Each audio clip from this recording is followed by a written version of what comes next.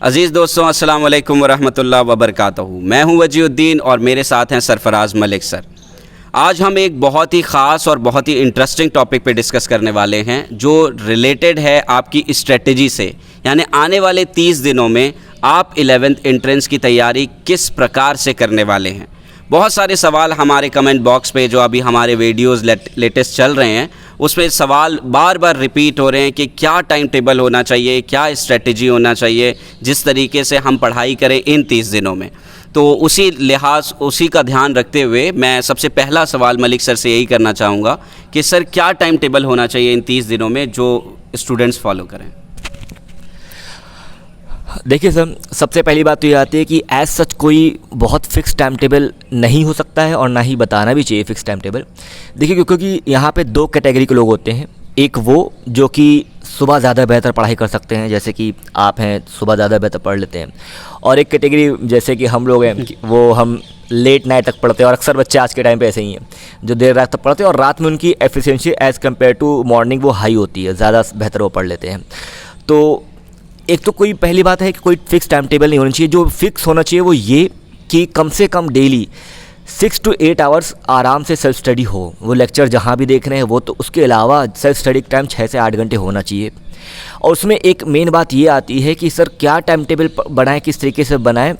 तो उसमें ये चीज़ होना चाहिए कि देखिए ऐसा कोई फिक्स टाइम टेबल मत बनाएं, बट आज के टाइम पे जो लास्ट 30 डेज़, जैसे सर ने बताया, जो लास्ट 30 डेज़ हैं उनमें जो सबसे मेन बात ये आती है कि आप लोगों का टाइम टेबल सिर्फ 2 चीज़ होना चाहिए। या तो उसमें पढ़ाई हो रही हो, या तो उसमें कोई ज़रूरी काम है जो घर के, ठीक है, या फिर आपके जो पर्सनल जो काम है उनको करना है।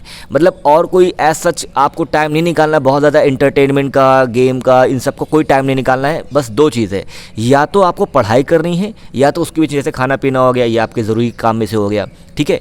इसी तरह से बाकी चीज़ का हो गया, बाकी टाइम में आपको पढ़ाई करनी है, ठीक है, और इसके अलावा कोई दूसरी चीज़ नहीं करनी है। तो अभी हमने टाइम टेबल पे बात की और अकॉर्डिंग टू सरफराज सर इन 30 दिनों में बच्चों आपके जीवन में कोई और काम नहीं है, सिर्फ 2 ही काम हैं। या तो आप पढ़ाई कर रहे होंगे या तो अपनी जीवन की उन आवश्यकताओं को पूरा कर रहे होंगे जिन आवश्यकताओं को अगर आप पूरा ना करें तो हो सकता है जीवन ठहर जाए। ठीक है सर। तो इन 2 आवश्यकताओं को ध्यान में रखते हुए सर जब मैं फोकस कर रहा था 11th एंट्रेंस पे तो मुझे दिमाग में मेरे एक स्ट्रेटजी है, वो मैं शेयर करूंगा आपसे। अगर कहीं गलत होगा तो सर करेक्ट कर दीजिएगा। कि मैंने टोटल सब्जेक्ट्स जो हैं उनको 3 ग्रेड में बांटा हुआ है और उसमें उन सब्जेक्ट्स को मैंने न्यूमेरिकल्स के अकॉर्डिंग और थियोरेटिकल सब्जेक्ट्स के अकॉर्डिंग उसको ग्रेड दिए हुए हैं और इवन जो है 11th एंट्रेंस में नंबर्स के अकॉर्डिंग भी। तो उसमें जो सबसे पहला सब्जेक्ट है वो है मैथमेटिक्स। टोटल न्यूमेरिकल सब्जेक्ट है और फोकस की भी ज़्यादा ज़रूरत होती है और ज़्यादा मार्क्स भी है। टोटल आप देखेंगे कि 11th एंट्रेंस में 30 मार्क्स का सिर्फ मैथ्स से रिलेटेड क्वेश्चंस होता है। तो उन क्वेश्चंस को ध्यान में रखते हुए मुझे लगता है कि उस पर अटेंशन ज़्यादा चाहिए, तो मैंने इसको सबसे पहले ग्रेड पे रखा है और ये सिंगल सब्जेक्ट है। उसके बाद जो है फ़िज़िक्स केमिस्ट्री, जो आधा न्यूमेरिकल है और आधा थ्योरी से रिलेटेड सब्जेक्ट है, तो ये दूसरे ग्रेड में आएगा।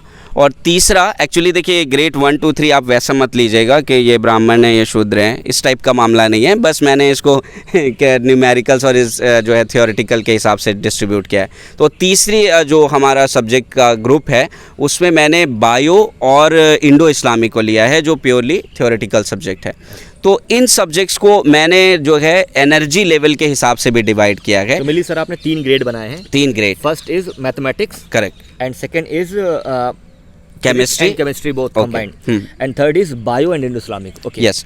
तो इन 3 सब्जेक्ट्स को आप 3 एनर्जी लेवल पे कंप्लीट कर सकते हैं, क्योंकि देखिए जो न्यूमेरिकल सब्जेक्ट्स हैं उसमें आपको थोड़ा सा फोकस होने की ज़्यादा ज़रूरत होती है। तो चाहे आप रात में पढ़ रहे हों या दिन में पढ़ रहे हों, तो ऐसे चीज़ को मैंने सबसे पहले ग्रेड पे रखा है, यानी वो रेड जोन में है एनर्जी लेवल के, कि जब आप सबसे ज़्यादा कंसंट्रेट हो सकते हो, ध्यान एकत्रित करके पढ़ सकते हो, आपका एनर्जी लेवल बिल्कुल हाई हो, तो ऐसी सिचुएशन में मुझे लगता है कि आपको मैथ्स के ऊपर फोकस करना चाहिए। जैसे कि सर जैसे आप जैसे सुबह उठते हैं जी, तो उस टाइम पे मेरे अकॉर्डिंग सबसे ज़्यादा पढ़ने की एफिशिएंसी होती है कि मैं हाँ, मतलब पढ़ाई कर बिल्कुल। सकता हूँ इस तरीके से। तो मतलब मॉर्निंग में आप हाँ, मैथमेटिक्स प्रेफर करें। जी बिल्कुल। और जो बच्चे रात में पढ़ना पसंद करते हैं तो जिस भी मतलब 12 के बाद या 12 के पहले जब भी उनका एनर्जी लेवल हाई होता है, हर बच्चे को पता होता है कि उसका एनर्जी लेवल कब हाई है, तो किस उस टाइम पे आउटपुट ज़्यादा दे रहा हाँ, होता है। करेक्ट, तो उस टाइम पे वो मैथमेटिक्स को प्रेफर कर सकता है। और दूसरा एनर्जी लेवल जो है वो फिजिक्स और केमिस्ट्री के लिए मैंने रखा है, यानी कि वो ऑरेंज जोन है,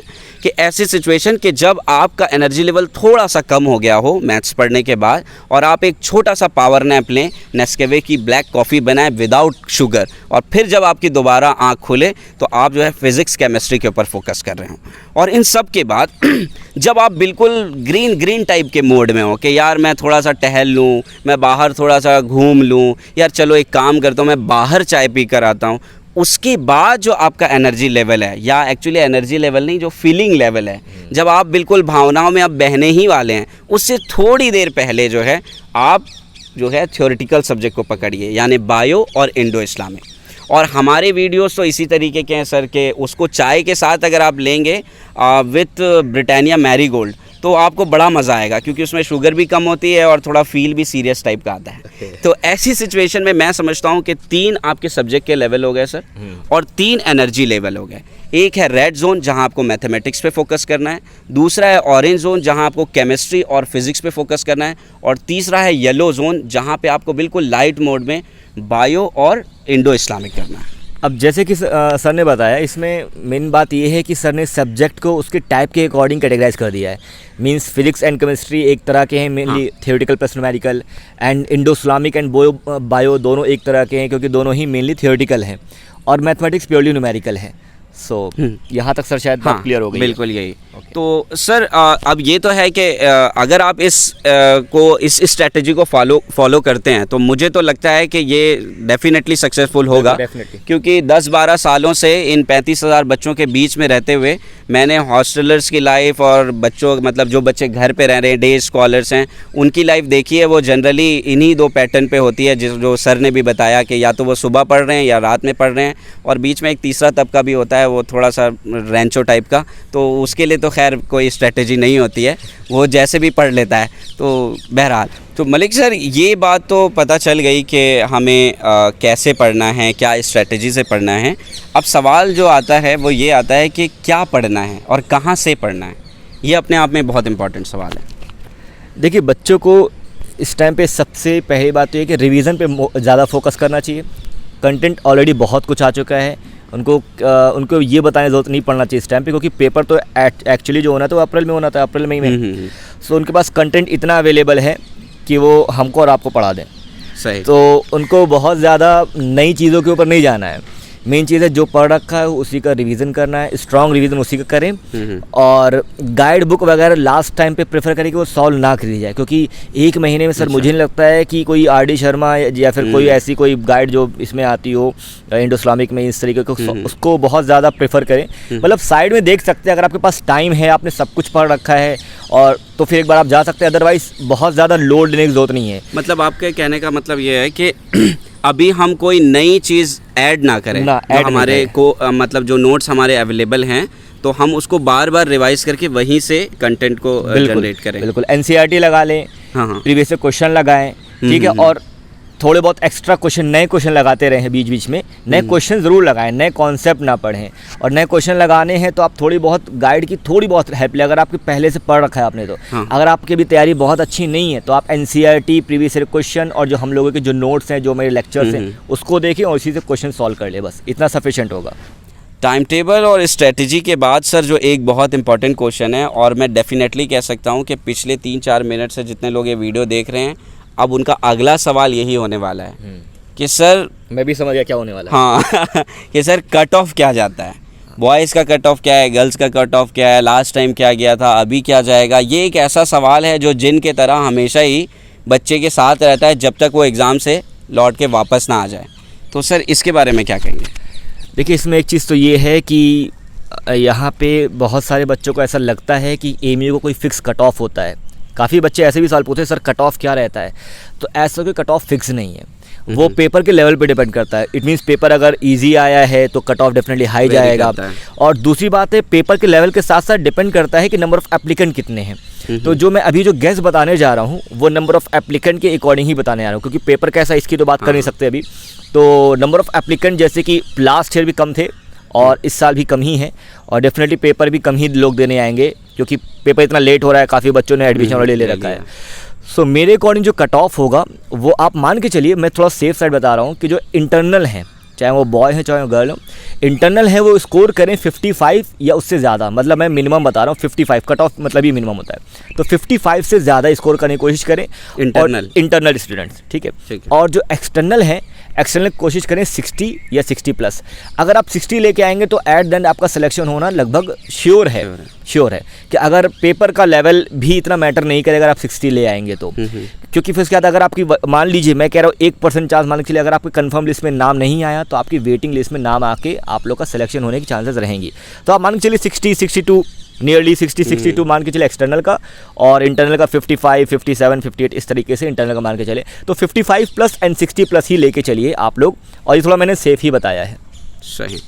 तो स्टूडेंट्स, ये थी स्ट्रेटजी, ये था टाइम टेबल, और ये था कट ऑफ वाला आपका वो भूत जो आपको बार बार परेशान करता है। तो इस कट ऑफ को ध्यान में रखिए, नंबर ऑफ एप्लीकेंट्स की। इसमें सर एक चीज़ और रह जाती है, बच्चे डिप्लोमा का भी पूछते हैं। अच्छा सर डिप्लोमा, तो डिप्लोमा में आप ये मान के चलिए कि 5 नंबर्स लेस कर लें, हालांकि और थोड़ा कम ही होता है, लेकिन आप मान के चलिए कि अगर आप कट ऑफ 60 मान के चल रहे हैं तो आप 55 लेके चलिए। तो स्टूडेंट्स, आखिर में हमारी तवक्को यानी अपेक्षा आपसे यही है कि आप इस स्ट्रेटजी को फॉलो करेंगे, टाइम टेबल को फॉलो करेंगे, और आपके जीवन में जो मलिक भाई ने आपको बताया कि जीवन में 2 ही काम हैं, एक तो जीवन की आवश्यक ज़रूरतें और दूसरा पढ़ना। तो इन 30 दिनों में फ़ोकस होकर पढ़ाई कीजिए। हमारी दुआ है कि आपका 11th एंट्रेंस में सिलेक्शन हो और आप एमयू का हिस्सा बने, और हमसे जल्द अज जल्द मुलाकात करें। और अगर किसी हालात में अगर मान लीजिए कोई ऐसी सिचुएशन बनती है, क्योंकि देखिए मेहनत करना हमारा काम है, कामयाबी देना अल्लाह ताला का काम है। तो अगर मान लीजिए आप एमयू का हिस्सा नहीं भी बनते हैं तो अलीगढ़ मुस्लिम यूनिवर्सिटी में हम 2 आपको हमेशा अवेलेबल मिलेंगे, तो आप कभी भी आके हमसे मिल सकते हैं। क्यों सर? फ़िलहाल इस साल, हाँ फ़िलहाल इस साल। बहरहाल तो इंशाल्लाह जब तक के लिए इजाज़त, और इंशाल्लाह एक नए एपिसोड के साथ हम फिर दोबारा आपके साथ मिलेंगे। किसी तरीके का कोई भी सवाल कोई भी सब्जेक्ट से रिलेटेड हो, कमेंट बॉक्स में आप हमसे पूछ सकते हैं। आप लोगों को मैं बता दूं कि जो इंडो इस्लामिक के एपिसोड जो आ रहे हैं, एपिसोड 1 एंड एपिसोड 2, प्लीज़ उसको आप लोग ज़रूर देखिएगा। और एपिसोड 3 जो आने वाला है वो सबसे important topic apart from Indo Islamic, apart from 11th entrance, क्योंकि उसका टॉपिक जब आप उसका वेटेज समझेंगे तो आपको लगेगा कि वाकई सबसे इम्पॉर्टेंट जो एपिसोड 3 में आने वाला है वो रहेगा सीरत रसूल पे। ठीक है, तो उसमें हम लोग बहुत जल्दी आप लोग वो वीडियो में देखने वाले हैं। ठीक है, जज़ाकुमुल्लाह खैर। जब तक के लिए इजाज़त। अस्सलाम वालेकुम व रहमतुल्लाह व बरकातुहू।